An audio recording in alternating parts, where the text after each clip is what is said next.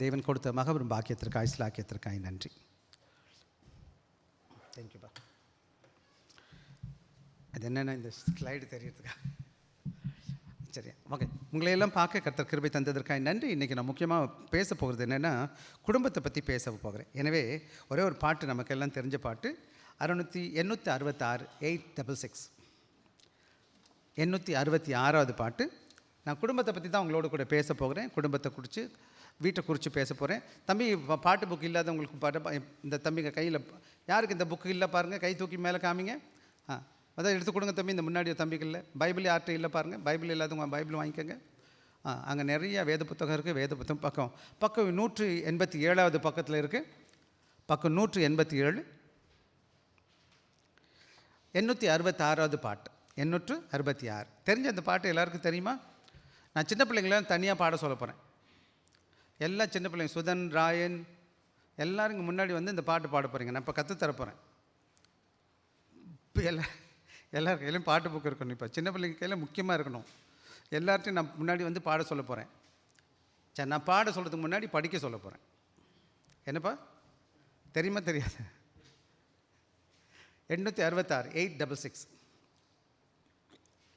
இது பழைய பாட்டு தான், நமக்கெல்லாம் தெரிஞ்ச பாட்டு தான். இயேசுவின் குடும்பம் ஒன்று உண்டு. எத்தனை பேர் ஒருத்தர் பாடுங்க, படிங்க பார்க்கலாம்ப்பா. 1வது வசனம். இயேசுவின் குடும்பம் ஒன்று உண்டு, அன்பு நிறைந்திடும் இடம் உண்டு, உயர்வும் இல்லை அங்கு தாழ்வும் இல்லை, ஏழை இல்லை பணக்காரன் இல்லை, ராஜாதி ராஜா இயேசு என்றென்றும் ஆண்டிடுவார். பக்கத்து பிள்ளைங்க எல்லாம் சேர்ந்து சொல்ல போகிறோம். என் கூட சேர்ந்து சொல்ல போகிறீங்க. நீங்கள் எல்லோரும் சொல்லு. இயேசுவின் குடும்பம் ஒன்று உண்டு. சொல்லுங்கள் பார்க்கலாம். அன்பு நிறைந்திடம் இடம் உண்டு உண்டு, உயர்வும் இல்லை அங்கு தாழ்வும் இல்லை, ஏழை இல்லை பணக்காரன் இல்லை, ராஜாதி ராஜா இயேசு என்றென்றும் ஆண்டிடுவார். முதல்ல நான் உங்களுக்கு சொல்ல வேண்டிய காரியம் என்னென்னு கேட்டிங்கன்னா, திருமணம் அல்லது குடும்பம் என்பது யாருடைய ஐடியான்னு தெரியுமா? யார் உருவாக்குனது இந்த உலகத்தில்? ஆமாம், முதல்ல நல்லா கவனமாக கவனிச்சிங்கன்னா, அந்த உலகத்தில் குடும்பத்தை உருவாக்குறது யாருன்னு கேட்டேன். ஆண்டவருடைய ஐடியா. ஆண்டவர் தான் என்ன செய்கிறாரு? ஆதாமை உருவாக்குறாரு. அவன் தனியாக இருக்கிறான். அவனுக்கு குடும்பம் கிடையாது, ஒன்றும் கிடையாது. எல்லா மிருகங்களுக்கும் 2 இருக்குது. ஆனால் இவன் மட்டும் எப்படி இருக்கான்? தனியாக இருக்கிறான். ஐயோ, அப்புறம் தான் ஆண்டவர் சொல்கிறாரு, இவனுக்கு ஏற்ற துணியை நான் என்ன செய்ய போகிறேன்? உண்டாக்குறேன்னு சொல்கிறார். ஆக குடும்பமாக என்பது, திருமணம் என்பது இருக்கிறதுலே மிக மிக மிக மிக பழைய அமைப்பு. ஆண்டவரால் உருவாக்கப்பட்ட முதல் அமைப்பு இந்த உலகத்தில். இது இங்கிலீஷில் சொல்லலாம் ஃபர்ஸ்ட் இன்ஸ்டிடியூஷன் சொல்லுவாங்க. ஹஸ்பண்ட் அண்ட் ஒய்ஃப், கணவன் மனைவி உருவாக்குனது யார்? சத்தமாக சொல்லுவோம்ப்பா. ஆண்டவருடைய படைப்பில் முதல் படைப்பு இல்லை முதல் அமைப்பு என்னன்னு கேட்டிங்கன்னா, இந்த உலகத்தில் எந்த நிறுவனமும் வரல. ஆண்டவர் முதலாக முதல் நிறுவனம் என்னன்னு கேட்டிங்கன்னா, கணவனும் மனைவியும். அப்பா அம்மா, அதுக்கப்புறம் ப்ரமோஷன் ஆகிடும். ஆண்டவராக இயேசு கிறிஸ்து இந்த உலகத்திலே செய்த முதல் அற்புதம் எங்கே செய்தார்னு சொல்லுங்கள் பார்க்கலாம். எங்கேப்பா செய்தார் முதல் அற்புதம்? ஏன்ப்பா?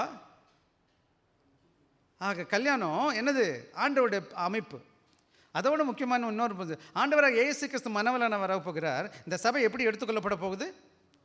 என்னப்பா? ஆக என்னென்ன பார்த்தீங்கன்னா, அந்த திருமணம் என்பது, கணவன் மனைவி உறவு என்பது இருக்கிறதுலே நீண்ட உறவு. சபையில் வாழ்க்கையில் இருக்கிறதுலே நீண்ட உறவு எது தெரியுமா உங்களுக்கு? இருக்கிறதுலே நீண்ட உறவு என்னது நீண்ட உறவு? அப்பா அம்மா பிள்ளைங்க உறவு கிடையாது. அப்பா 20 வயசு கழிச்சு இந்த என் பிள்ளைலாம் ஓடிடும். இந்த இங்கே இருக்கலாம் குட்டி குட்டியாக. இன்னும் 20 வருஷம் கழிச்சு I got my girl friend, bye friend, I got married, just ஏதோ சொல்லிட்டு போயிடுவாங்க. இப்போ நீங்களுமே பாருங்கள், நம்ம அப்பா முன்னாடி உட்காந்துருக்குறோம். போய் அப்பாவை பார்க்குறோம், அம்மாவை பார்க்குறோமே தவிர அப்பா அம்மா கூட இருக்கிறது இல்லை. நம்ம யார் கூட இருக்கிறோம்? நான் கணவன் மனைவி கூட, என் கணவன் கூட நான் இருந்துகிட்டு இருக்கிறேன். ஆக இருக்கிற உறவிலே உயர்ந்த உறவு அல்ல நீண்ட உறவு எதுன்னு கேட்டிங்கன்னா, திருமண உறவு, கணவன் மனைவி உறவு. ஆக நானும் நீங்களும் நல்லா கவனமாக கவனிக்க வேண்டிய பாடம் என்னன்னு கேட்டிங்கன்னா, இந்த உறவு கடவுள் கொடுத்த பெரிய படைப்பு. ஆனால் பல வேலைகளில் இதோட உண்மையை, இந்த தரத்தை நம்ம புரிஞ்சுக்காமல், பல வேலைகளில் ஞானமாக நடக்காமல், இந்த கணவன் மனைவி உறவில் என்ன செஞ்சுடுறோன்னு கேட்டிங்கன்னா, உலக காரியங்களை கொண்டு வந்து இன்றைக்கி நிறைய குடும்பங்கள் பிளவுபட்டு கிடப்பது வருத்தத்தை கொடுக்குது. விசேஷமாக கடவுளுடைய பிள்ளைங்க வீடு கூட இப்படி ஆகும்போது வருத்தமாக இருக்குது. அதுக்கு பல காரணங்கள் இருக்கலாம். ஆனால் ஒரு முக்கியமான காரணம் என்னன்னு கேட்டிங்கன்னா, நம்ம ஆண்டவருடைய சித்தத்தை பார்க்கல. ஒரு பாட்டு சின்ன வயசில் எனக்கு கற்றுக் கொடுத்த பாட்டு, ஆதியிலே கல்யாணம் அது ஏதேனில் நடந்த கல்யாணம், டும் டும் டும் மேளம் இல்லை பிப்பி நாதம் இல்லை அப்படின்னு ஒரு பாட்டு வரும். பார்த்துருக்கீங்களா? ஆதியிலே கல்யாணம் அது ஏதேனிலே நடந்த கல்யாணம், டும் டும் டும் மேளம் இல்லை பிப்பி நாதம் இல்லை, அலங்கார மேடை இல்லை கல்யாணத்துக்கு ஆளும் இல்லை அப்படின்னு ஒரு பாட்டு வரும். ரொம்ப நாள் ஆச்சு நான் பாடி. அந்த காலத்தில் கொஞ்சம் நல்லா தான் பாடுவேன், இப்போ கொஞ்சம் வரமாட்டேங்குது பாட்டு. ஆக பார்த்தீங்கன்னாப்பா, திருமணம் ரொம்ப ரொம்ப அமைப்பு. இன்றைக்கி நான் உண்மையிலே நான் சில வேலைகளை பார்த்துங்களேன், நம்ம எல்லாம் ஒரு குடும்பத்துலேருந்து அப்பாவுக்கும் அம்மாவுக்கும் பிள்ளைகளாக இருக்கிறோம். எவ்வளோ ஏற்பட்ட ஆசீர்வாதமான ஒரு அமைப்பு இல்லையா? எனக்கு அப்பா அம்மா இல்லைன்னா எப்படி இருந்திருக்கும்? நான் வந்திருக்கவே மாட்டேன் முதல்ல. அப்படியே அப்பா அம்மா இருந்து கூட நான் நல்ல ஒரு அப்பா அம்மா கிட்ட வளர்க்கப்படையில வச்சுக்க எவ்வளோ வருத்தமாக இருக்கும். ஸோ இந்த உலகத்தில் ரொம்ப முக்கியமான பங்கு அளிக்கிறோம் ஒரு கணவனும் மனைவியும், அம்மாவும் அப்பாவும். இன்றைக்கி நான் உங்களோடு கூட பேச போகிற காரியம் உங்கள் கையில் வந்து நான் நியூஸில் இந்த மாதிரி கொடுத்துருக்குறேன். அதில் வந்து ஒரு அவுட்லைன் கொடுத்துருக்குறேன். இன்றைக்கி என்னென்ன நான் பேச போகிறேன்னு சொல்லிட்டு. இன்றைக்கி நான் கொடுத்துருக்கேன் ஆங்கிலத்தில் தெய்வீக வீட்டின் பாத்திரங்களும் பொறுப்புகளும், roles and responsibility in a godly home அப்படின்னு போட்டிருக்கேன். அது மாத்திரம் கிடையாது, அதுக்கு தொடக்க இன்ட்ரடக்ஷன் சொல்கிறேன். மனைவியின் பங்கு மரியாதையுடன் கீழ்ப்படிதல்னு சொல்லிட்டு, கணவரின் பங்கு தியாகமான அன்பு. ஆங்கிலத்தில் போட்டிருக்க the role of wife submission with respect. ஆங்கிலத்தில் role of a husband sacrificial love. குழந்தையின் பங்கு அல்லது பிள்ளைகளின் பங்கு மரியாதையுடன் கீழ்ப்படிதல். The role of children obedience with honour. அப்புறம் பெற்றோரின் பங்கு பொறுமையுடன் உண்மையுடன் பயிற்சி. The role of parent training with patience and truth. அப்புறம் ஒரு தெய்வீக வீட்டை எங்கேருந்து கட்டணும்? நம்ம எங்கே இருந்தாலும் ஆண்டவருக்கு பிரியமாக வீட்டை கட்டணும். இன்றைக்கி நான் அழகாக பார்த்தது என்னன்னு கேட்டேன்னா, எனக்கு மேலேயும் குறை இருக்குது. நான் ஒரு ஊழியக்காரனாக இருந்தபோது கூட சில வேலைகள் நான் சில இடங்களில் தவறி இருக்கிறேன். ஆக எனக்கு கூட இப்போ கூட நான் நினச்சி பார்ப்பேன், இவ்வளோ நல்லா செஞ்சுருக்கலாமே, அப்படி பண்ணியிருக்கலாம் இப்படி பண்ணியிருக்கலான்னு சொல்லிட்டு.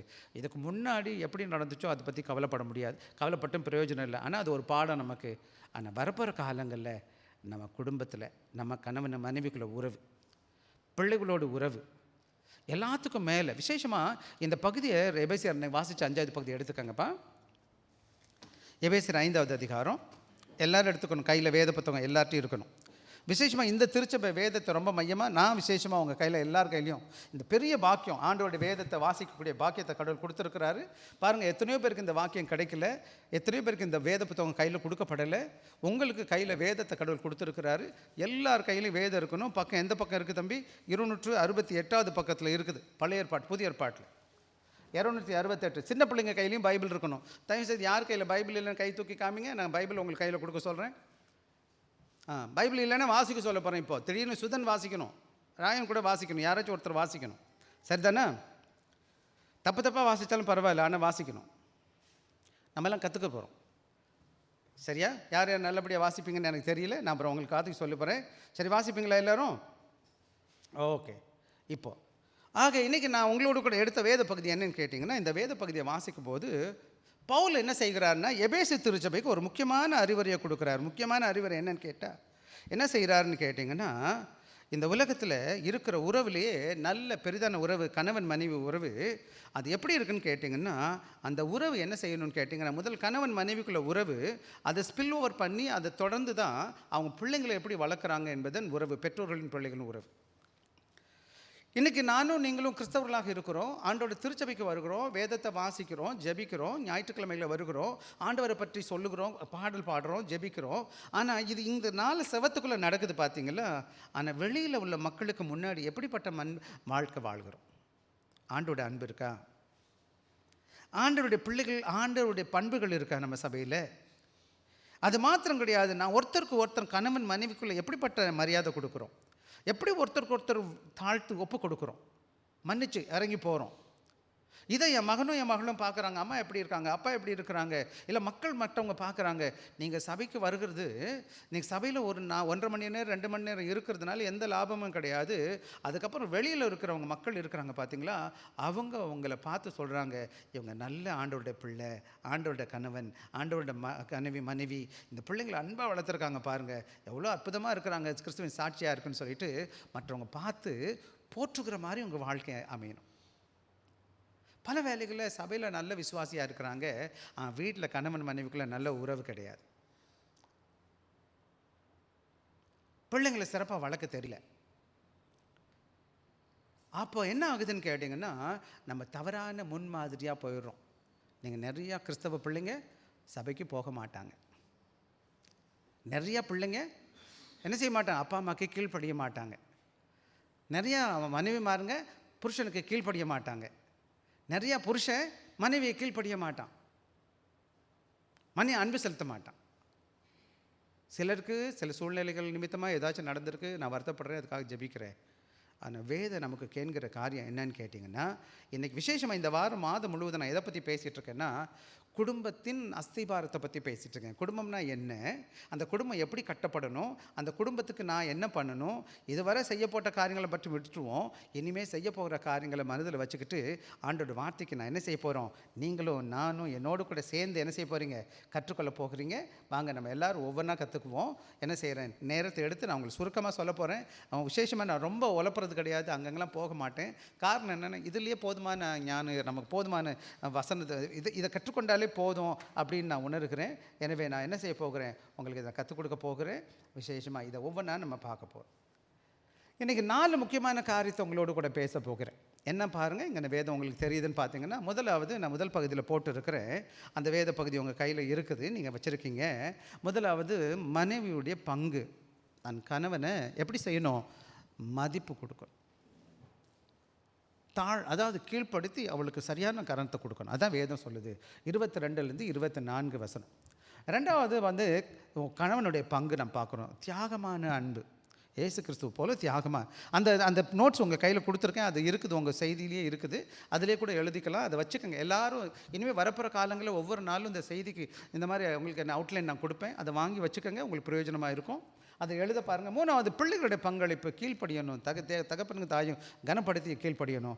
4வது பெற்றோர்கள் பிள்ளைகளை எப்படி வளர்க்கணும் என்பதை நீங்கள் கேட்குற மாதிரி எனக்கு தெரியுது. பாஸ்டர், நான் சிங்கப்பூரில் இருக்கேன், என் வீட்டுக்காரி அமெரிக்கா இந்தியாவில் இருக்கிறா, நான் எப்படி பாஸ்டர் நடத்துறது அப்படின்னு நீங்கள் இப்படி சொல்கிறீங்க டொக் டொக்னு. ஒரு சிலர், என் பிள்ளையெல்லாம் தோலுக்கு மேலே வளர்ந்துட்டாங்க பாஸ்டர், இனி என்ன பாஸ்டர் என்ன பண்ணுறது. சரி, ஏதாச்சும் நம்ம பண்ணுவோம் இன்றைக்கி, சரியா? இன்றைக்கி ஒவ்வொன்றா நான் உங்களோடு கூட பேசிட்டு நான் வேக போக போகிறேன். முதலாவது நம்ம பார்க்கணும், நம்ம எல்லாம் தூரத்துலேருந்து வந்து, அதிகமான பிள்ளைங்க ரொம்ப தூரத்துலேருந்து வந்திருக்கீங்க. இங்கே யாருமே இல்லை பெற்றோர்கள். விசேஷமாக நீங்கள் கேட்டிங்கன்னா, நீங்கள் சம்பாதிக்கிற சம்பாத்தியம் யாருக்குமா சம்பாதிக்கிறீங்க? ஒரு வார்த்தை சொல்லுங்கள் தம்பி. அப்பா சொல்லுங்கள், யாருக்கு சம்பாதிக்கிறீங்க நீங்கள் எல்லோரும்? எந்த குடும்பம் எங்கே இருக்குது? அப்போ அவங்க நல்லா இருக்கணுமா வேணாமா? அவங்க நல்லா இருக்கணும், நீங்கள் எப்படி இருக்கணும்?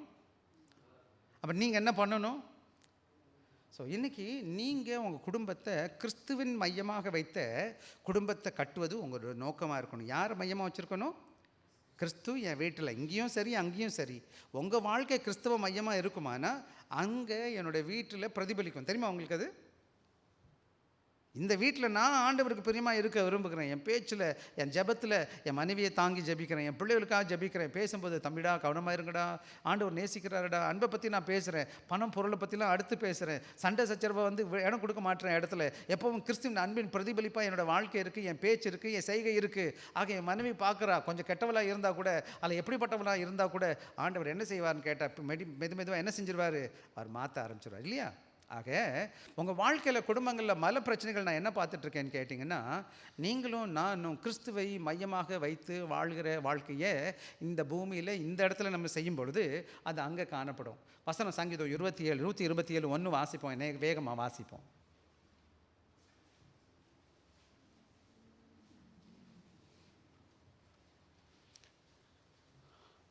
சங்கீதம் 127 1. கர்த்தர் வீட்டை கட்டாராகில் அதை கட்டுகிறவர்களின் பிரயாசம் வருதா. 2வது வசனம் கூட வாசிப்போம். கர்த்தர் நகரத்தை காவாராகில்.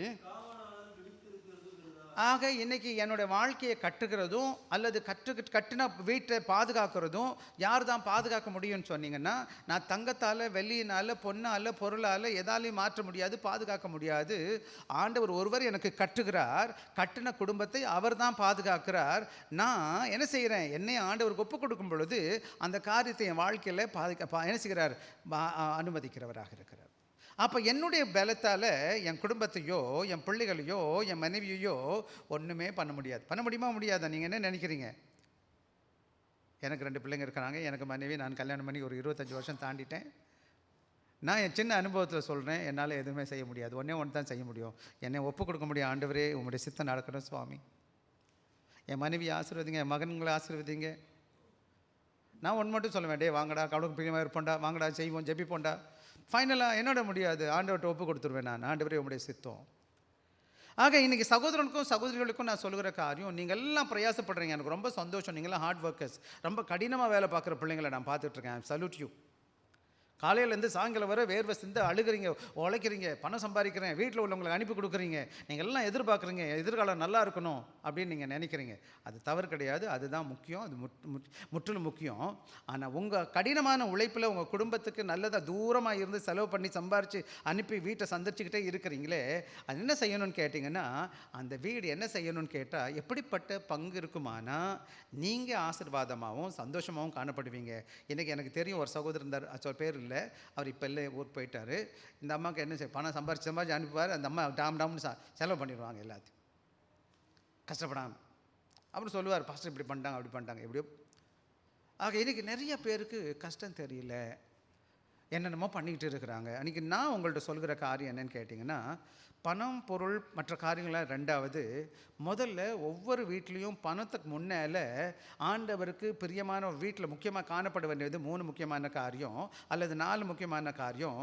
முதலாவது தேவனுடைய அன்பு. சொல்லுங்கள் பார்க்கலாம், என்னவா வேணும்? ரெண்டாவது தேவனுக்கு பிரியமான மதிப்பு. என்ன மதிக்கணும்? 2 பேரும் ஒருத்தருக்கு ஒருத்தர் மதிப்புக்கும். மூணாவது ஒழுக்கம். என்ன வேணுங்க? எல்லாத்துக்கும் மேலே ஆண்டவருடைய பிள்ளைகளுக்கு விசுவாசம். என்ன வேணும்ப்பா? அப்போ நான் விசுவாசியாக இருந்து என் மகளும் மனைவி விசுவாசியாக இருந்தாங்கன்னா 2 பேரும் சேர்ந்து ஜெபிப்போம், 2 பேரும் அன்பு செலுத்துவோம், 2 பேரும் அன்பு அந்த ஒழுக்கமாக வீட்டை கொண்டு போவோம். இன்றைக்கி பல வேலைகளை எங்கேயோ நம்ம தவறிட்டோம், ஆனால் ஒன்றும் பண்ண முடியாது. முடிஞ்சு பண்ண காரியங்களுக்கு நீ வரப்போகிற காலங்களில் என்ன செய்வோம்னு கேட்டிங்கன்னா, நம்ம பொறுப்பை கணவனாக இருக்கிறவன் நல்ல ஒரு கணவனா, மனைவியாக இருக்கிறவன் நல்ல மனைவியா, பெற்றவளாக இருக்கிற நல்ல பெற்றோரா, பிள்ளைகளாக இருக்கிற நாம் நல்ல பிள்ளைகளாக இருப்போமானா ஆண்டவருடைய நாமத்தை நம்மெல்லாம் சேர்ந்து என்ன செய்ய முடியும்? குடும்பத்தில் மகிமைப்படுத்த முடியும். வாங்க ஒவ்வொன்றா நம்ம பார்க்கலாமா? வாசிங்க. 5வது அதிகாரம் 22லேருந்து 25 வரை வாசிங்க. 24 வரை, அதாவது எபேசியர் 5வது அதிகாரம் வாசிங்கப்பா. மனைவிகளே கர்த்தருக்கு கீழ்ப்படுகிறது போல உங்கள் சொந்த புருஷர்களுக்கு கீழ்ப்படியுங்கள். கிறிஸ்து சபைக்கு தலையாய் இருக்கிறது போல புருஷனும் மனைவிக்கு தலையாய் இருக்கிறான், சரீரத்திற்கும் இரட்சகராய் இருக்கிற. ஆகையால் கீழ்ப்படுகிறது போல மனைவிகளும் புருஷர்களுக்கு பாருங்க, இங்கே நான் வசனத்தை போட்டிருக்கேன், ஆங்கிலத்தில் போட்டிருக்கேன். Wives submit yourself unto your own husbands as unto the lord அப்படின்னு போட்டிருக்கேன். அப்போ நம்ம என்ன நினைக்கிறோன்னு கேட்டிங்கன்னா, இந்த வேதம் சொல்லுது கீழ்ப்படுகிறது மனைவிமார்களுக்கு தான் முதல்ல பவுல் சொல்கிறார். யாருக்கு கூப்பிட்டு சொல்கிறாரு? மனைவிமார்களுக்கு என்ன சொல்கிறாரு? உங்கள் சொந்த புருஷர்களுக்கு என்ன பண்ணணுமா? கீழ்ப்படுகிறது. ஆக நம்ம நினைக்கக்கூடாது கீழ்ப்படுகிறதுன்னு சொன்னால் அடிமைத்தனம். என்ன செய்யக்கூடாது? என்ன நினைக்கக்கூடாது? what it means, என்ன அர்த்தம்? submission here is not slavery or silence. புரியுதுங்களா? என்னாச்சு? புருஷனுக்கு கீழ்ப்படியும்னு சொன்னோன்னு உடனே நான் ரொம்ப அடிமை ஆகிட்டேன்னு நினைக்கக்கூடாது. புரியுதுங்களாம்மா? அதுக்கு பதிலாக அந்த என்ன செய்கிறாருன்னு கேட்டால், it's voluntary respect for God given role of the husband. ஆக கடவுள் எனக்கு என்ன செஞ்சுருக்கேன்? என் கணவனை கொடுத்துருக்கிறாரு. ஆண்டவருக்கு நான் கீழ்ப்படுகிறது போல என் கணவனுக்கு நான் என்ன செய்யணும்? கொடுக்க வேண்டிய கனத்தை நான் கொடுக்கணும். இங்கிலீஷில் சொல்லுவாங்க ஹைரார்கின்னு சொல்லுவாங்க. என்னது?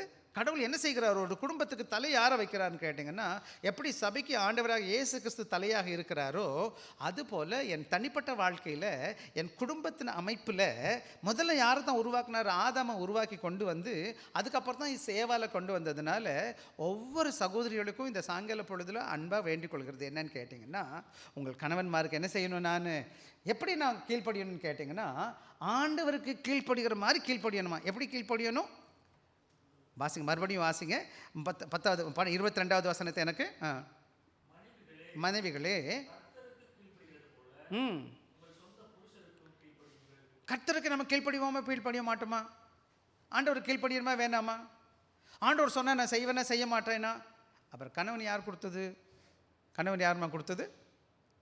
நீங்கள் ஜெபிச்சிங்களா? ஆண்டவரே எனக்கு ஒரு நல்ல மாப்பிள்ளை வேணும் ஆண்டவரே. யார் யார் ஜெபிச்சிங்க? எங்களுக்கு நல்ல தங்கமான மாப்பிள்ளை வேணும். நீங்கள் கேட்டீங்க, அவர் கொடுத்துட்டார். நீ அவர் கொடுத்ததுக்கு எதிராக நின்னீங்கன்னா என்ன அர்த்தம்? யாருக்கு எதிராக நிற்கிறீங்கன்னு அர்த்தம்? அவர் கொடுத்தவருக்கு சொல்கிறீங்க, எனக்கு நீங்கள் நல்லா கொடுக்கலையப்பான்னு சொல்கிறீங்க மாதிரி ஆகிப்போச்சு. ஸோ கணவன்மார்களுக்கு முன்னாடி மனைவிகளுக்கு ஆண்டோட வார்த்தை சொல்கிறது என்னன்னு கேட்டிங்கன்னா, நானும் நீங்களும் இந்த அருமையான வேளையில் என் பிள்ளைகளுக்கு கற்றுக் கொடுக்கணும். விசேஷமாக சின்ன பொம்பளை பிள்ளைங்களை வச்சுருக்கிறோம். அதே போல் நம்மளோட வாலிப பிள்ளைகளுக்கு பின்னாடி கற்றுக் கொடுக்கணும். குடும்பத்தில் இன்றைக்கி சபை அசிங்கமாக மோசமாக போனதுக்கு ஒரு முக்கியமான பிரச்சனை என்னன்னு கேட்டிங்கன்னா, பல வேலைகளை என் மகளுக்கு என் மகனுக்கு குடும்பத்தில் விசேஷமாக என் கணவனுக்கு என்னுடைய மேலே இருக்கிற என் அதிகாரிக்கு எப்படி நான் கனப்படுத்தணுமோ அதே போல் நான் கீழ்ப்படிந்திருக்கணும். அப்படின்னா என்னையா அர்த்தம்? ஒன்றும் கிடையாது. கணவனுக்கு கொடுக்க வேண்டிய கனத்தை கொடுக்கணும். அவருக்கு என்ன வேணும் தெரியுமா? உங்களுக்கு ரொம்ப சீக்ரெட் என்ன தெரியுமா? ஆண்களுக்கு நீங்கள் சொல்கிறது மட்டும் கீழ்ப்படிஞ்சு அவன் காசு கொடுத்துட்டு போயிடுவான். பிரச்சனையே பெருசாக வராது. அவனுக்கு எடுத்து நின்னா தான் நீ முடியலைன்னு அப்படி தான் அவனுக்கு கோவமே வரும்.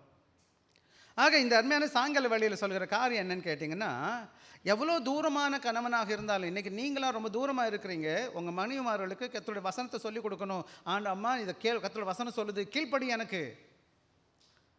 ஆனால் சில வேளையை நம்ம சொல்லும்போது அவங்க கேட்க மாட்டாங்க. என்ன ஆனால் இங்கே என்ன நடக்குதுன்னு கேட்டிங்கன்னா, நாம் இங்கே வேலையில் என்ன செய்யணும்னு கேட்டால், எவ்வளோ தூரமாக இருந்தாலும் என்னென்னு கேட்டிங்கன்னா, கடவுளோட கனமுள்ள வீடாக இருக்கணும்னு கேட்டால், அந்த வீட்டில் கணவனுக்கு மதிப்பை தேவன் என்ன செய்யணும்? கீழ்ப்படிந்து மதிப்பை கொடுத்து அந்த வீட்டில் நம்ம என்ன செய்யணும்னு கேட்டிங்களா, எல்லாரும் இணைந்து நம்ம தேவ பிள்ளைகளை என்ன செய்யணும்னு கேட்டிங்கன்னா, ஆண்டவருக்கு கிறிஸ்துவுக்கு எப்படி நம்ம கனப்படுத்துகிறோமோ, அதாவது 24வது வசனம் வாசிங்கப்பா. ஆகையால்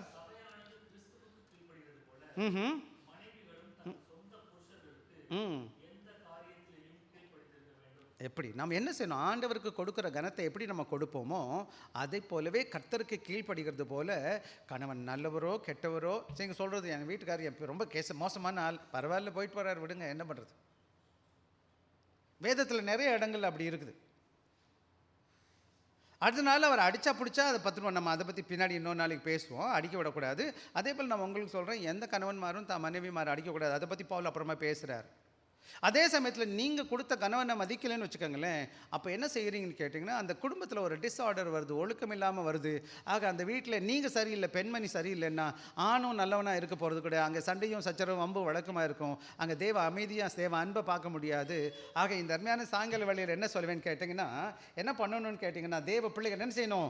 கணவனுக்கு கீழ்ப்படுகிறது போல தன் கணவனுக்கு கீழ்ப்படுகிறது ரொம்ப அவசியம். Even if you are away for from your husband, if he is not a believer, live in a way that honors God by praying and encouraging and showing Christ-like respect. ஆக நானும் நீங்களும் விசேஷமாக சகோதரிமார் வீட்டில் தூரமாக இருந்தாலும் கணவன்மார் எங்கே இருந்தாலும் சரி, உங்களுக்கு கணவனுக்காக ஜெபிக்கணும், உற்சாகப்படுத்தணும், கிறிஸ்துவ போல மதிப்பு கொடுக்கணும். உங்கள் ஃபோனை எடுத்த உடனே கேட்கணும், அப்பா நல்லா இருக்கீங்களா, சாப்பிட்டீங்களா, உடம்பு பார்த்துக்கங்கனால அப்படி அன்பாக பேசுவோமே. எனக்கு எடுத்த உடனே சண்டையும் சச்சரவுமாக இருக்குது, குறை சொல்கிறதுலையே உட்காந்து நேரமெல்லாம் ஃபோனில் போயிடுது, நிம்மதியே கிடையாது சில பிள்ளைகளுக்கு. ஏன்னு கேட்டிங்கன்னா, அவரோட நல்ல ஆலோசனை வேதத்தின்படி கொடுக்கப்படலை. தேவ பயமும் பக்தியும் ஒன்றும் இல்லை. தேவ வார்த்தைக்கு கீழ்ப்படியாத சகோதரியாக இருக்கிறதுனால அவளுக்கு தெரியல எப்படி தான் கணவனை மதிக்கணும்னு தெரியல. ஆக போனது போகட்டும், இனி வரப்போகிற காலங்களில் நான் என்ன செய்யணும்னு கேட்டிங்கன்னா, என் கணவனை தேவன் எனக்கு கொடுத்துருக்கிறார், அவர் எப்படிப்பட்டவராக இருந்தாலும் எனக்கு பரவாயில்லை, அந்த கணவனுக்காக நான் ஜெபிப்பேன், அந்த கணவனை நான் உற்சாகப்படுத்துவேன், நான் ஆண்டோட மதிப்பை காமிப்பேன். ஒரே ஒரு வேத பகுதியை வாசிச்சுட்டு வெளியில் போவோம். 1 பேதுரு 3வது அதிகாரம் எனக்காக வாசிங்க. 1 பேதுரு 3வது அதிகாரம் 1லேருந்து 4 வசனம் வாசிக்கலாம், 5 கூட வாசிக்கலாம், நேரம் இல்லை வேணா வாசிங்க. ஓவனா அந்தபடி மனைவிகளே உங்கள் சொந்த புருஷர்களுக்கு கீழ்ப்படியுங்கள், படிந்திருங்கள். அப்பொழுது அவர்கள் யாராவது திருவசனத்திற்கு கீழ்ப்படியாதவர்களாக இருந்தால் பயபக்தியோடு கூடிய உங்கள் கற்புள்ள நடக்கையை அவர்கள் பார்த்து போதனையின்றி மனைவிகளின் நடக்கையினாலே ஆதாயப்படுத்திக் கொள்ளப்படுவார்கள்.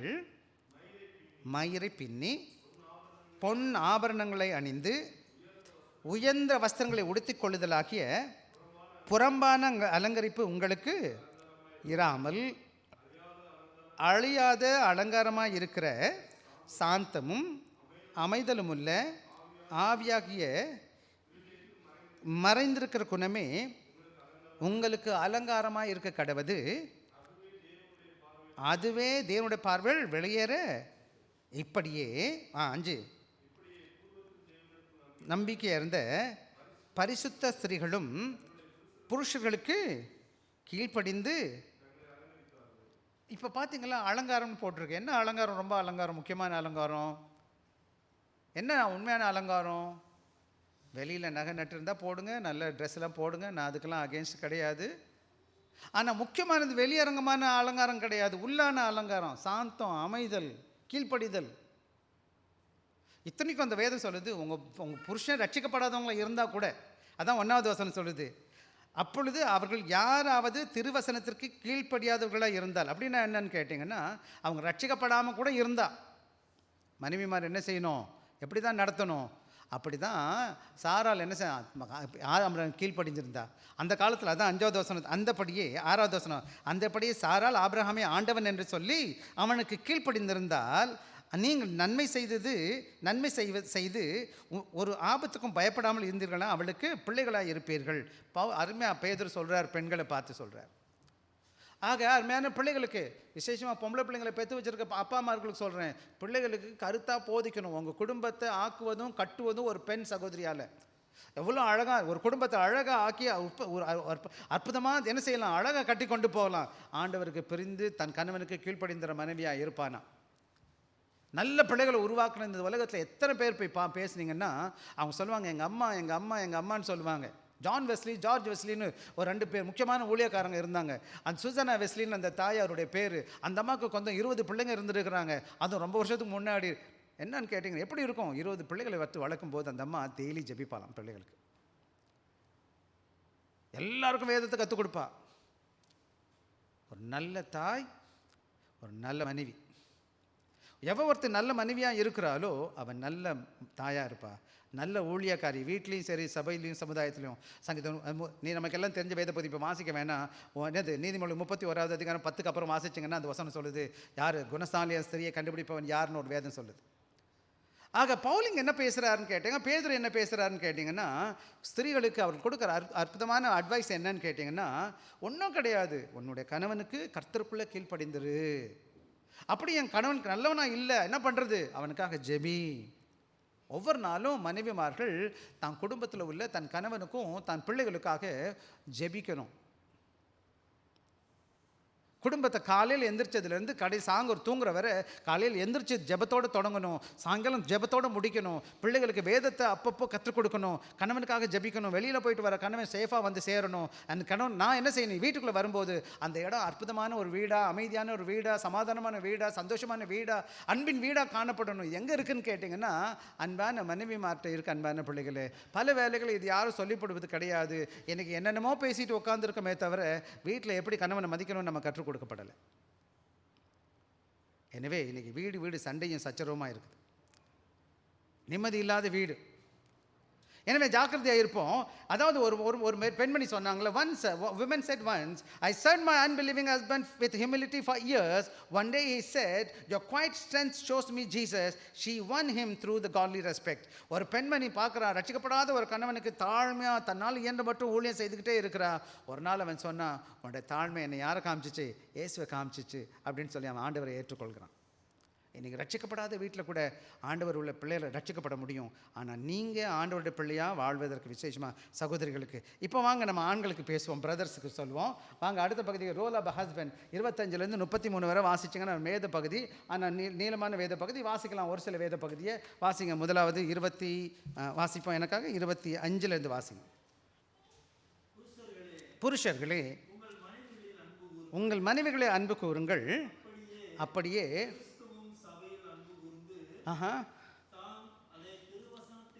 கொண்டு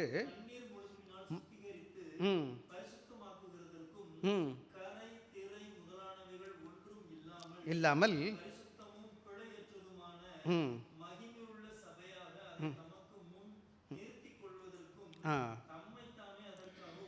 போதும், இந்த இடத்துல அது போதும். அதுக்கப்புறம் உள்ள வேத பகுதி நீங்களே வாசித்து பாருங்கள்.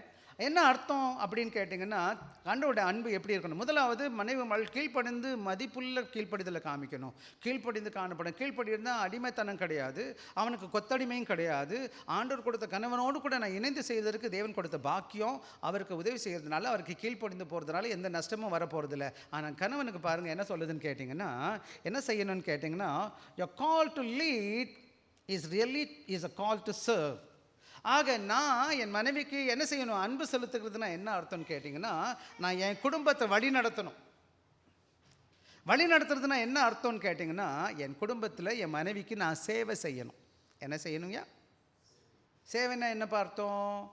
ஏசாமி எப்படி சபைக்கு வந்து என்ன பண்ணார்? இந்த பூமியில் என்ன செஞ்சார்? ஏசாமி ஊழியம் செஞ்சார். நான் என்ன பண்ணணும் என் குடும்பத்துக்கு? என் மனைவி என்ன செய்ய? என் மனைவி வந்து பாருங்களேன், எனக்கு என் ஹேனை பற்றி எனக்கு சந்தோஷம். எனக்கு கேட்டிங்கன்னா, அவங்க குடும்பத்தெல்லாம் விட்டுட்டு என் கூட வந்துட்டா. அது எனக்கு தெரியவே தெரியாது யாருன்னு. நாங்கள் ரொம்ப நாள் பழகலாம் கிடையாது. எங்களுக்கு இந்த காலத்தில் அன்புகளாம் கிடையாது. நான் சும்மா பார்த்து ஒரே ஒரு நாள் தான் நம்ம பார்த்தோம். திரும்ப கல்யாணத்தை பார்த்து முடிஞ்சு போச்சு. அதுக்கப்புறம் இந்த பிள்ளை என்னை நம்பி வந்துட்டா. அதுவும் பெங்களூர்லேருந்து வர்றேன், சென்னைக்கு வந்துட்டா. எனக்கு பக்குன்னு ரொம்ப ஆச்சரியமாக இருக்குது. எப்படா அந்த பிள்ளை என்னை நம்பி வந்துட்டான்னு. என்னை நம்பி வந்துட்டா. அப்போ அவளை யார் பாப்பா?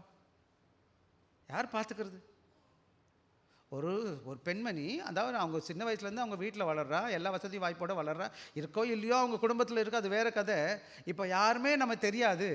என்னதான் எவ்வளோ தான் பழகிருந்தா கூட இன்னொருத்தர் தெரியாத ஒரு நபர்கிட்ட கல்யாணம் பண்ணாங்கன்னு சொல்லிட்டு என்ன செஞ்சிடறான்? நம்ம பின்னாடி வந்துட்டு எப்படி இருக்கும்? 6 மாதம் கையில் காசு இல்லை, ஒன்றுமே கிடையாது, பெரிய கஷ்டம். அப்போ கூட இந்த பிள்ளை என் கூட இருக்கிறா. அப்படியே எனக்கு ரொம்ப ஷாக்கு. அப்போ தான் நான் நினச்சேன், எனக்கு கடவுள் கொடுத்த மனைவி நான் பார்க்காட்டி யார் பாப்பா? அவள் சுகவீனமாக இருக்கட்டும், நல்லா இருக்கட்டும், நல்லா இல்லை என்னன்னா பரவாயில்ல, நான் அவனை வச்சுக்கிறேன், பார்த்துக்கிறேன். வசதி இல்லாமல் தான் இருந்துச்சு. ஆனால் கடவுள் பெரிய கிருபை என்னன்னு கேட்டிங்கன்னா, நம்ம எப்படி பார்க்கணுன்னு சொல்லி வேதம் சொல்லுதுன்னு கேட்டிங்கன்னா, love means sacrifice, kindness and spiritual care. என்ன பண்ணணும்னு கேட்டிங்கன்னா, எப்படி நான் சேவை செய்யணும்னு கேட்டேன், அன்போடு கூட நான் சேவை செய்யணும்.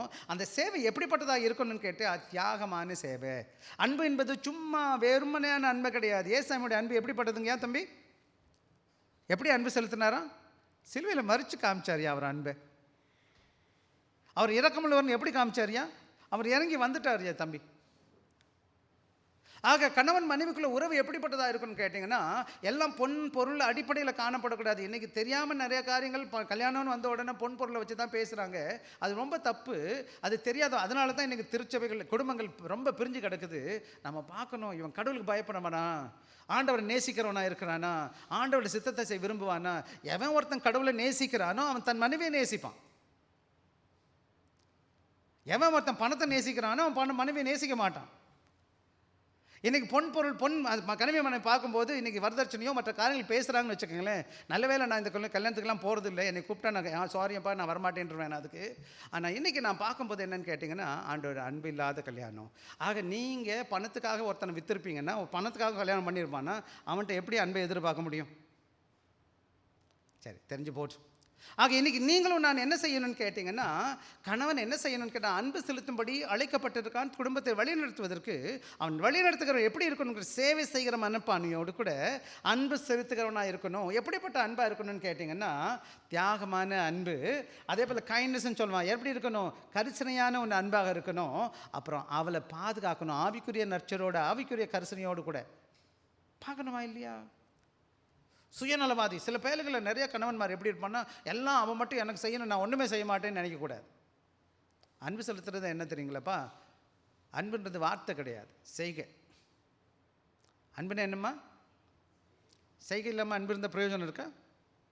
போன வாரம் தான் நான் பேசினேன். செய்கையில் உள்ள அன்பு நம்ம ஒரு வார்த்தை பேசணும். அன்புன்னா என்னது? செய்கையில் காணப்படணும் இல்லையா? எனக்கு வெறும் வாய்க்கலையே நான் அன்பு செலுத்துறேன்னு சொல்லிட்டு ஒன்றுமே தான் பொண்டாட்டிக்கு செய்கிறது இல்லை, அன்பாக பேசுறது இல்லை, கடுன்னு அவர் கடிச்சு குதறதுன்னா என்ன அர்த்தம்? ஆக ரெண்டு பக்கமும் குறை இருக்குது அன்பான பிள்ளைகளே. Not sending money home but being emotional and spiritually present when possible. எப்போதெல்லாம் தன் மனைவி பேச விரும்புகிறாங்களோ வெறும் காசை மட்டும் அனுப்பின உடனே கட்டம் போடக்கூடாது. நான் காசு அனுப்பினேன், நீ என்ன பண்ண ஏது பண்ணேன்னு கேட்குறதுக்கு முன்னாடி, நீ எப்படி இருக்கிற, நல்லா இருக்கியா, சாப்பிட்டியா, தூங்குனியா, விசாரிங்களேன் அன்பா. எடுத்த உடனே காசு நிற்காதீங்க. காசு அனுப்புனீங்க நீங்கள் தான், உண்மை தான். அந்த பிள்ளைகிட்ட அன்பாக சொல்ல பாருங்க. அதுக்கு முன்னாடி அந்த பொண்ணு, அந்த தனிப்பட்ட நபரை, அந்த தனிப்பட்ட சகோதரியை, அந்த சகோதரிக்கு என்ன வேணும், இமோஷனல் நீட் என்னன்னு கண்டுபிடிங்க. அவன் ஆவிக்குற நிலை எப்படி இருக்குன்னு பாருங்க. அவன் யாரும் விசாரிக்க ஆள் கிடையாது உங்கள் ஊரில். யார் தான் அப்பா அம்மா இருந்தாலும், சொந்த பந்தம் இருந்தாலும், உங்களை போல எல்லோரும் இருப்பாங்களையா? கணவன் மாதிரி மற்றவன்ட்ட எல்லாத்தையும் சொல்ல முடியுமா? இன்றைக்கி உங்கள் வீட்டில் பிரச்சனைகளுக்கு அடிப்படை காரணம் என்னன்னு கேட்டிங்கன்னா, நாம் என்ன செய்ய மாட்டோம், அந்த நபரை, அந்த தனிப்பட்ட சகோதரியை அவருடைய தனித்தன்மையை உணராதபடி நான் என்ன செஞ்சுருக்கிறேன், எனக்கு உரிமை இருக்கிறதுனால கத்தக்கூடாது, கூச்சல் போடக்கூடாது, சில வேலைகளை நம்ம திருத்திக்கலாம். ஆனால் ஒன்று மட்டும் புரிஞ்சுக்கணும், அந்த மனைவியை நான் நேசிக்கிற கணவனாக காணப்படணும். பணம் பதவி ரெண்டாவது வரும். பணம் இல்லாமல் கூட நான் நிம்மதியாக இருந்துட முடியும். பொருள் இல்லாமல் கூட சில வேலைகள் பொறுமையாக போயிடலாம். அந்த அன்பு இல்லாத அந்த குடும்பம் அந்த ஆசீர்வாதமாக இருக்காது. எனக்கு பல குடும்பங்கள் எல்லாமே இருக்குது, ஆனால் அங்கே அன்பும் கிடையாது, ஆசீர்வாதமும் கிடையாது. எனவே இந்த நல்ல வேலையில் அந்த வசனம் சொல்லுது, வசனத்தை வாசிங்கப்பா. உங்கள் அன்பு எப்படி வாசிக்கணும்? 25 மறுபடியும்.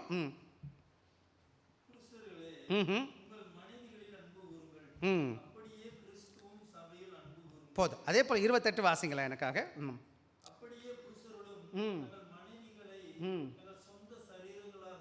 பாவித்து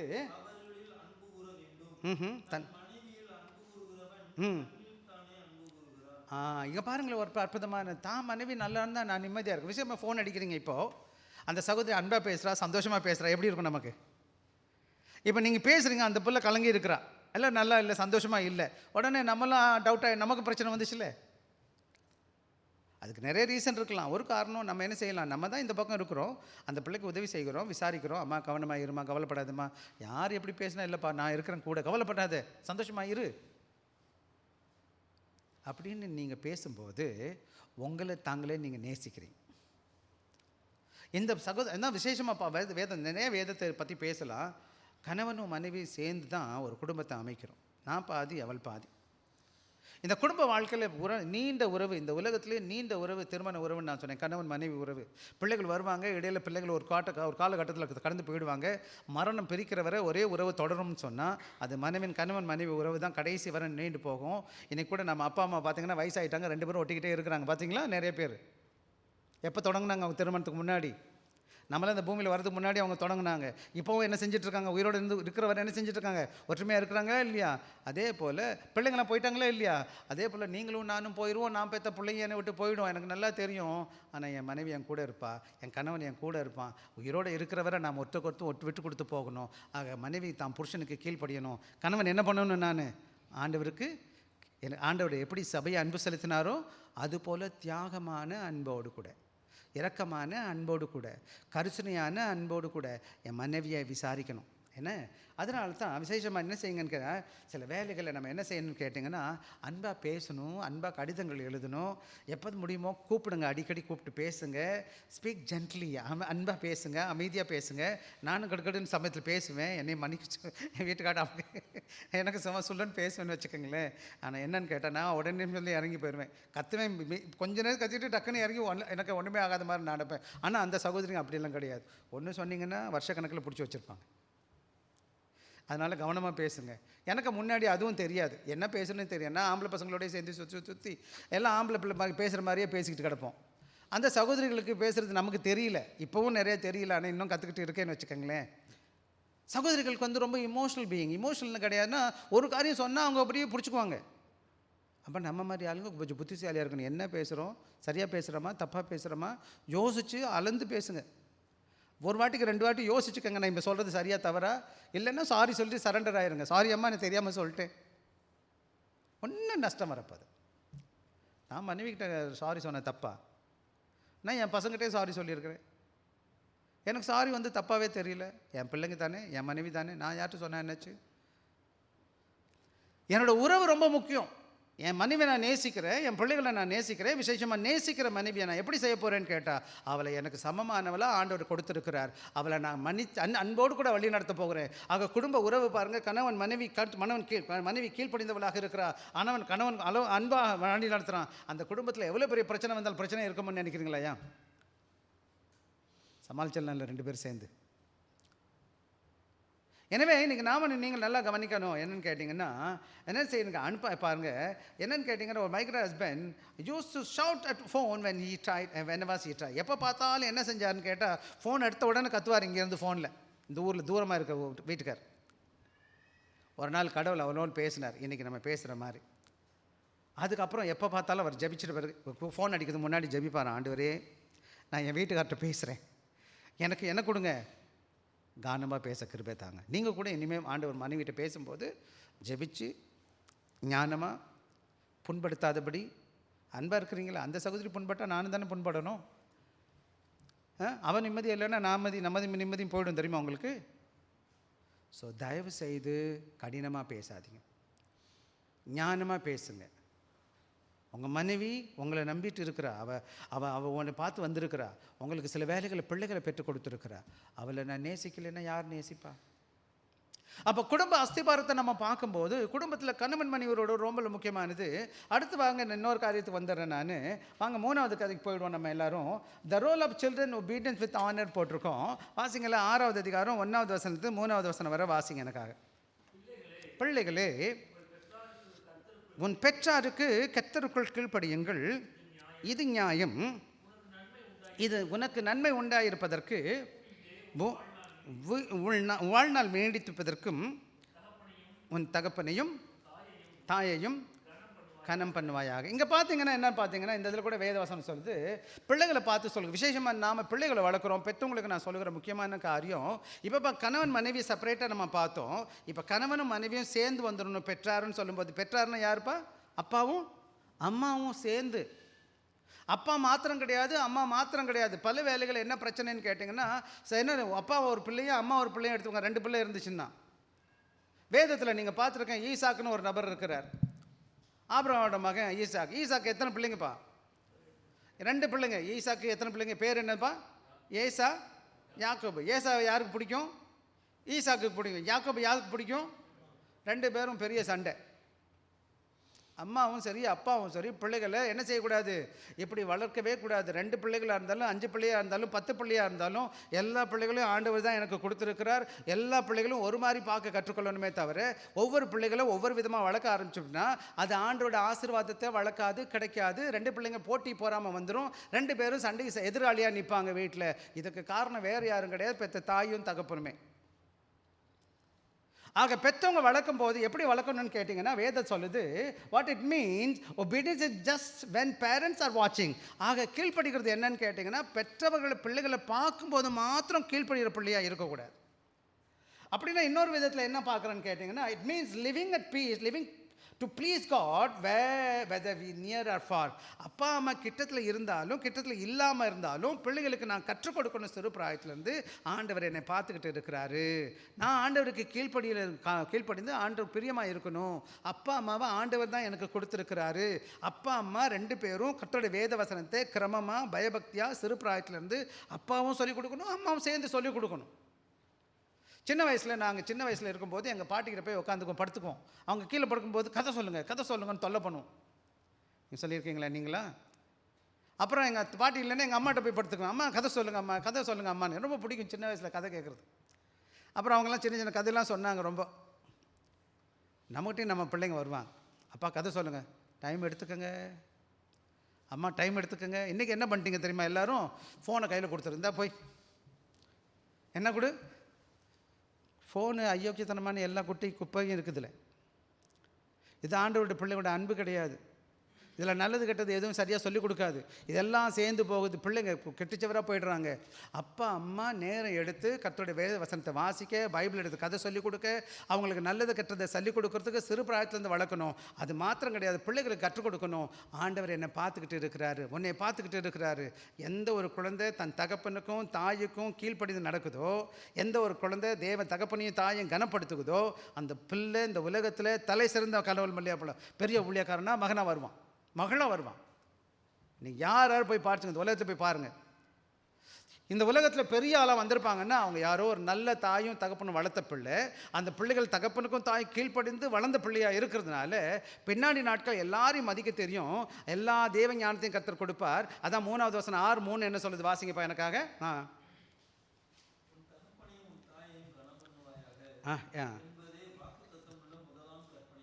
இந்த வேத வசனம் என்ன செய்யுதுன்னா ஆசீர்வாதத்தோடு கூட இது என்னது 10 கட்டளை 5வது கட்டளை 5 கட்டளை மோசே சொல்கிறார், உன் தகப்பனை தாய் இது முதலாவது என்னது ஒன்று ஆயுசு நாட்களுக்கு கூட்டு கொடுப்பார். அப்படின்னா என்னது நீண்ட சுகபலத்தையும் ஆயுள் கொடுப்பார். அதுக்கு காரணம் என்னன்னு கேட்டிங்கன்னா ஆண்டோட அனுகிரகம் இருக்குது பெற்ற தாய் தகப்பன் கீழ்ப்படியும் போது. அப்போ பிள்ளைகளுக்கு என்ன செய்யணும் கூடாது, பிள்ளைகள் என்ன கூடாது, பெற்றவங்க சைடு எடுக்காதபடி 2 பிள்ளைகளையும் அன்போடு கூட 2 பிள்ளையாக இருக்கட்டும் 3 பிள்ளையாக இருக்கட்டும் 5 பிள்ளையாக இருக்கட்டும் தகப்பனும் தாயும் சேர்ந்து அந்த பிள்ளைகளை அன்போடு கூட வளர்க்கணுமே தவிர கீழ்ப்படியை கற்றுக் கொடுக்கணுமே தவிர சில வேலைகளை பெற்றவங்க என்ன செஞ்சுறாங்க, பிள்ளைகளை பிரித்து வளர்ப்பீங்கன்னு சொன்னால் அங்கே எல்லா பிரச்சனைக்கும் ஆரம்பம். இந்த பிள்ளைங்க உங்களை மதிக்காது. ஆக என்ன சொல்லுதுன்னு கேட்டிங்கன்னா ஆனரிங் இன்க்ளூட்ஸ் என்னது ஆண்டவரை கனப்படுத்துறது, பெற்றோர்களை கனப்படுத்துறதுனா என்ன அர்த்தம்னு கேட்டிங்கன்னா லிஸ்னிங் கேட்குறது, பீயிங் ரெஸ்பெக்ட்ஃபுல் அவர்களுக்கு மதிப்பு கொடுக்கறது, அண்ட் ஹெல்பிங் வென் ஏபிள் எப்பப்பெல்லாம் உதவி செய்ய முடியுதோ. இன்னும் சொல்லப்போனால் சின்ன பிள்ளைங்களாக இருக்கும்போது என் பிள்ளைகளுக்கு சின்ன சின்ன வேலையெல்லாம் கற்றுக் கொடுப்பேன். துணி துவைக்கும்போது வாங்கடா என் கூட நின்று துவைக்கடா, வெங்காயம் வெட்டும்போது வெட்ட பாருங்கடா அப்படின்னு சொல்லி கொடுப்பேன் நான் பாட்டுக்கு சின்ன சின்ன வேலைகளை. சின்ன பிள்ளையிலேருந்து சிறு எல்லா வேலையும் எல்லா பிள்ளைகளுக்கும் கற்றுக் கொடுக்கணும். ஆண் பிள்ளை பெண் பிள்ளைன்னு விதிவிலக்கு இருக்கக்கூடாது. ஆண் பிள்ளைக்கும் எல்லாம் தெரியணும், பெண் பிள்ளைகளுக்கும் எல்லாம் தெரியணும். எல்லாரும் எந்த வேலையில் எங்கே போனாலும் சரி, எங்கே போனாலும் அவங்க அந்த பிள்ளைகள் தனக்குத்தானே தங்களை காரியங்களை பார்த்து செஞ்சுக்குள்ள தெரியணும். சிறு பிராயத்திலேருந்து பிள்ளைகளுக்கு பெற்றோர்கள் என்ன செய்யணும், எல்லா வேலையும் கற்றுக் கொடுக்கணும். அப்போ தான் அந்த பிள்ளை வெளியில் போகும்போது எந்த பயம் இல்லாமல் நிற்க முடியும். அதுக்கு காரணம் என்னன்னு கேட்டிங்கன்னா நான் பெற்றவங்களுக்கு கீழ்ப்படிய தெரியணும். சிறு பிராயத்திலேருந்து சின்ன பிள்ளை பெரிய பிள்ளைன்னு பார்க்கக்கூடாது, சின்ன வயசுலேருந்து அந்த காரியத்தை நான் கற்றுக் கொடுக்க முயற்சி பண்ணணும். எனவே அதுதான் சொல்லுது என்னது, அது உன்னோட வாழ்க்கையில் நன்மை செய்யும். அதான் சொல்கிறாரு. Some young workers supporting your parent, honor them just not for money with love. சில வேலைகளில் நீங்களாம் எனக்கு நல்லா தெரியும், உங்கள் அப்பா அம்மாவை நீ விசாரிக்கிறீங்க. நிறைய பிள்ளைங்க அப்பா அம்மா வயசாகிட்டாங்க, நீங்கள் தான் பணம் அனுப்பி உதவி செய்கிறீங்க, ரொம்ப நல்லது. வெறும் பணம் மட்டும் பத்தாது, அன்பாக கூப்பிட்டு பேசணும். அப்பா நல்லா இருக்கீங்களா, சாப்பிட்டீங்களா, மருந்து சாப்பிட்டீங்களா, பத்திரமா போங்க, பத்திரமா வாங்க. சிங்கப்பூரில் இருக்கும்போது எங்கள் அம்மா உயிரோடு இருப்பாங்க. நான் வருஷம் அவங்க அம்மாவோட பிறந்த நாளுக்கு ஓடிடுவேன் இங்கேருந்து லீவ் போட்டு. அந்த நேரம் போய் பார்த்து என்ன செய்வேன், அம்மாவுக்கு பிறந்த நாள்லாம் கட் பண்ணி என்னென்ன வேணும்னு கேட்டு போய் வாங்கி கொடுத்துட்டு எல்லோரும் கூட இருந்து அந்த நாட்களில் என்ன செஞ்சுட்டுவேன், முடிஞ்ச மட்டும் எங்கள் அம்மாவோட பிறந்த நாளுக்கு நான் அங்கே இருக்க பார்ப்பேன். சின்ன வயசில் என்னால் முடியல, எப்போ முடியுதோ நான் ஓடிடுவேன். இப்போ கூட நான் எப்போ முடிஞ்சாலும் சரி எங்கள் வீட்டு இப்போ அப்பா அம்மா அவங்க இல்லை உயிரோட. இன்னொன்று நான் அவங்களுக்கு சொல்லுவேன், உங்கள் அப்பா அம்மா அவங்களுக்கு தொடர்ந்து இருக்க மாட்டாங்க. எவ்வளோ நாளைக்கு இருப்பாங்க நமக்கு தெரியாது. இருக்கும்போது அப்பா அம்மாவையும் கனப்படுத்துங்க. அப்பா அம்மாவுக்கு கீழ்ப்படிங்க. பெற்ற பிள்ளைங்களுக்கு எந்த தகப்பனும் தான் பிள்ளை கெட்டு போகணுன்னு நினைக்கவே கிடையாது, நினைக்க போகிறதும் கிடையாது. ஆனால் உங்களுக்கு நீங்கள் யாராக இருந்தாலும், எவ்வளோ பெரிய ஆளாக இருந்தாலும், உங்கள் அப்பா அம்மாவுடைய ஆசீர்வாதத்தினால இங்கே வந்திருக்கீங்க. சாகிறதுக்கு முன்னாடியே உங்களை கொண்டு போட்டிருக்கலாம், பெற்ற பிறகே உனக்கு என்ன செஞ்சுருக்கலாம், கொண்டு இருக்கலாம், இல்லை ஏதோ ஒரு காரியத்தில் உங்களை விட்டுட்டு போயிருந்துருக்கலாம். ஆனால் ஆண்டோட கிருபை நம்மளை என்ன செய்யலை, இன்றைக்கி வரை இங்கே கொண்டு வந்து நிப்பாட்டி இருக்குன்னா ஒரு தகப்பனும் ஒரு தாயும் உங்கள் பின்னாடி இருக்கிறாங்க. அந்த தாயும் தகப்பனை கனப்படுத்துனா அவங்க கனப்படுத்துங்க, அவங்களுக்கு கீழ்ப்படிங்க. நீங்கள் செய்கிற மிக முக்கியமான காரியம் என்னன்னு கேட்டிங்கன்னா, இது நீங்கள் ஆண்டவருக்கு பயந்து செய்கிறீங்க. கடைசியில் ஒரே ஒரு காரியம் வேகமாக முடிச்சல, இன்னொரு காரியம் அடுத்தது வந்துடும். Role of parent training and with patience சொல்லிட்டு 4வது வசனம் எனக்காக வாசிங்கப்பா. பிதாக்களே கோபப்படுத்தாமல் சிற்சையிலும் போதனையில் வளர்ப்பீர்களாக. இந்த இடத்துல நீங்கள் என்னென்னு கேட்டிங்கன்னா எப்படி வளர்க்கணும். Obedience is not just parent வாட்சிங்னு சொல்லி பார்த்தோம். It mean living to please God நம்ம பார்த்தோம். நல்லா மன்னிக்கணும். என்னென்னு கேட்டிங்கன்னா நம்ம கடினமாக பிள்ளைகளுக்கு முன்னாடி பேசக்கூடாது. Harsh, unfair. சில வேளை ஒரு பிள்ளை மேலே இன்னொரு பிள்ளைக்கு தூக்கி பேசுகிறது, கவனம் இல்லாமல் நடத்துறது, அது தவறு. அது மாதிரி லவ்விங் கன்சிஸ்டன்ட் காட்லி கரெக்ஷன். சில வேலைகளில் அன்பாடு கூட காணப்படணும். தொடர்ந்து நம்ம என்ன செய்யணும், அவங்கள விசாரிக்கணும். எங்கே தேவையோ அது கடவுளுக்கு பிரியமான விதத்தில் அவங்கள நம்ம அங்கே நான் போட்டிருக்கேன். காட்லி கரெக்ஷன், காட்லி இன் கரெக்ஷன் பண்ணும்போதும் ஆண்டவருக்கு அன்பான தேவ பயபக்தியோடு கூட செய்யணும். அது மாத்திரம் கிடையாது, teach your children God's word even when far away. இப்போ தூரமாக இருக்கிறோம், நீங்களாம் ரொம்ப தூரமாக இருக்கிறீங்க. பிள்ளைகிட்ட பேசும்போது சண்டே ஸ்கூல் போனியா, பைபிள் வாசிச்சியா, ஜெபிச்சியா, அப்பா ஜெபிக்கிறேன், என்ன வசனம் படித்தே சொல்லு அப்படின்னு நம்ம கேட்கணும். அந்த பிள்ளைக்காக ஜெபிக்கணும். வசனத்தை நான் இங்கேருந்து சொல்லிக் கொடுக்கணும். இன்றைக்கி ஏசாமியோட வசனத்தை நான் வாசித்தேன், நம்ம 2 பேரும் வாசிப்போம். பைபிள் எடுங்க, வாசிங்க 2 பக்கம். இங்கேருந்து அப்பா எவ்வளோ நேரம் செலவு பண்ணுறோம் என்னென்னமோ பேசிட்டு. இங்கே தான் இருக்கிறேன், பட் என் பிள்ளை அங்கே இருக்கிறா, என்னால் சொல்லிக் கொடுக்க முடிஞ்ச இடத்துல எப்பப்போ வாய்ப்பு இருக்குதோ கூப்பிட்டு உங்கள் பிள்ளைகளுக்கு என்ன சொல்லணும்னு கேட்டிங்கன்னா, ஒவ்வொரு நாளும் என்ன செய்யணும்னு கேட்டிங்கன்னா சண்டை வாசிக்கணும். எனவே நான் என்ன சொல்லுவேன்னு கேட்டால், முடிக்கல அந்த இடத்துல நான் என்ன பண்ணுறேன்னு கேட்டால், நர்ச்சர் மீன் அட்வான்ஸ் இன்ஸ்ட்ரக்ஷன் காட்ஸ் வே. அவங்களுக்கு நல்ல காரியங்களை தேவ பயத்தோடு பக்தியோடு நான் சொல்லிக் கொடுக்கணும். நான் இன்றைக்கி உங்களுக்கு சொல்லிக் கொடுக்குற காரியம் என்னென்னு கேட்டிங்கன்னா, உங்கள் குடும்பத்தில் பணத்துக்கு மேலே பொருளுக்கு மேலே எல்லாமே இருந்தால் கூட கீழ்ப்படிதல் இல்லை, அன்பு இல்லை, அப்பா அம்மாவை கனப்படுத்த தெரியலன்னு வச்சுக்கோங்களேன், அப்புறம் பிள்ளைகளை நாம் சரியாக வழிநடத்த தெரியலன்னு வச்சுக்கோங்களேன், நாம் சேர்த்த சொத்து சோகம்லாம் ஒன்றுத்துக்கு உதவாதம் போயிடும். நிம்மதி இல்லை, சந்தோஷம் இல்லை. எனவே நான் இன்றைக்கி சொல்கிற காரியத்தை நீங்கள் எங்கே தான் இருந்தாலும் அப்பாவாக இருக்கிற அம்மாவாக இருக்கிறேன்னா என்ன செய்யணும்னு கேட்டிங்கன்னா, வாய்ப்பு கிடைக்குமானா என்ன செய்யும், உட்காருங்க, ஒரு நாளைக்கு எடுங்க வீடியோ தான். இப்போ தான் வாட்ஸ்அப்பில் வீடியோ கால் வந்துருச்சு, வாட்ஸ்அப்பை ஓப்பன் பண்ணுங்கள், பைபிள் எடுங்கம்மா, நீ எடு, மனைவி எடுக்க சொல்லி, பிள்ளைகளை உட்கார, எல்லாம் உட்காந்துங்க, நீங்கள் ஒரு இடத்துல உட்காந்துங்க, வாங்க சங்கீதம் ஒன்றே வாசிக்கலாம், பேசுங்க, ஒரு பாட்டு பாடுங்க, ஜெபிங்க. தூரமாக இருந்தால் என்ன போச்சு, செய்ய முடியாதா? ஜூம் காலில் என்னென்னமோ பண்ணுறீங்க, இப்போது வீடியோ பார்த்து எவ்வளோ நேரம் பேசுகிறீங்க. பிள்ளைகளோடு வந்து உட்காந்து ஜெபிங்க, வேதத்தை வாசிங்க, கர்த்தருடைய வசனத்தை கற்றுக் கொடுங்க. ஆண்டவருடைய நாம மகிமைக்கு அவங்க வீடு அமைஞ்சிருக்கட்டும். நான் சொல்லுகிற காரியம் சாதாரண காரியம், ஆனால் உங்கள் வாழ்க்கையில் பெரிய ஆசீர்வாதத்தை கொண்டு வரும். நீங்களும் உங்கள் மனைவியும் உங்கள் பிள்ளைகளும் ஒரு ஆவிக்குரிய வீட்டில் கடவுளோட வீடு, கடவுளுக்கு பிரியமான வீடு எப்படி இருக்குன்னு கேட்டால், சங்கீதக்காரன் வாசிக்கிறான், சங்கீதம் 128 3வது வசனம் வாசிங்க எனக்காக.